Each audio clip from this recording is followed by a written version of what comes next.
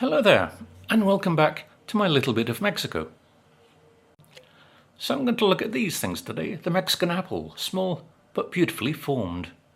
And the main growing areas, up in Chihuahua, you mostly see Chihuahua apples here in the supermarkets, especially in Soriana.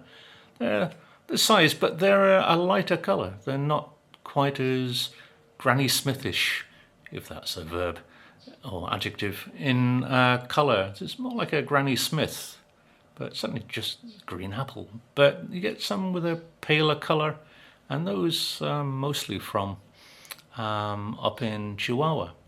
But over in Coahuila, not far from here, is the other great growing area of apples. And you do get some apples here in Nuevo Leon. I'm not sure whereabouts, near Garcia, I think.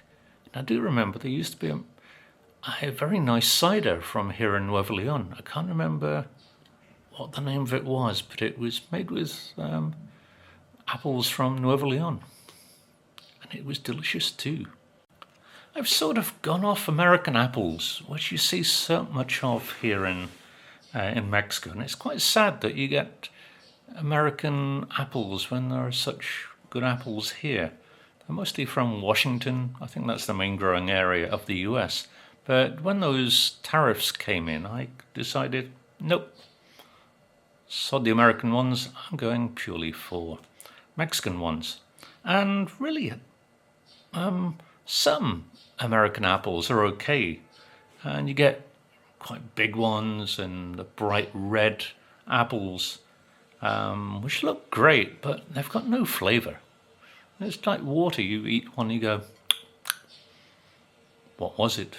Doesn't really have that apple juicy taste either. So when it comes to apples, size does not matter. Or rather, size isn't that important.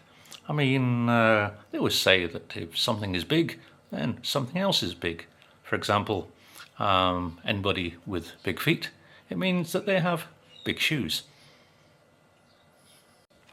So, yeah, the Mexican apple really is nice, and I quite like these. They're small, perfect for a kid, actually. Look at the size of them, and that's how they kind of advertise them. In the bags, you get bags for like 15, and they're especially aimed at kids, and you always get little sachets of chamoy or some squeeze over sweet stuff. And it really does appeal to kids. But look inside. Look at that. Lovely colour. Lovely interior to it. But how do they taste? Let's have a go. They are lovely and crisp. So full of juice. So sweet. Lovely flavour. With sharpness to them as well. That's what I like about a good apple. Sweet, sharp, really good. And one popular thing here in Mexico is an apple salad. You see people have it at Christmas. And they really are good, especially for that. But people do tend to buy the big apples, obviously because you're going to get more from one apple. And somewhat cheaper. I guess you do pay a little more for a Mexican apple. But I think they are grown, I should say, far more carefully. I don't think you really have the same kind of fertilizers and other sprays.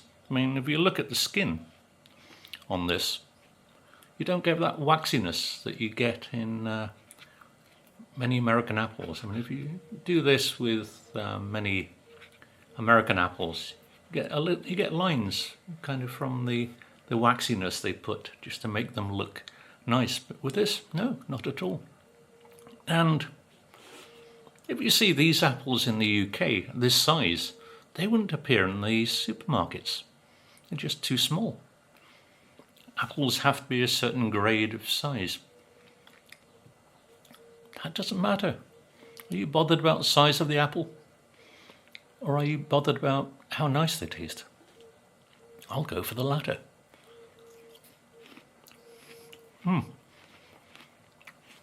These are nice.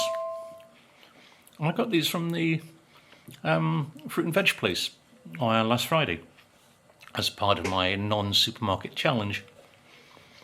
And they're a good price. Not very expensive at all. I'll stick with buying Mexican apples. I must go to Coahuila because they do actually an apple tour. Go around the farms and learn about the growing and so on. That sounds a nice, fun little excursion for the weekend. I'll do that. More in the spring, I think. Anyway, please support your Mexican apple growers and enjoy Mexican apples next time you're in the supermarket. Go for Chihuahueñas and not Washingtonians. Bye for now. See you soon.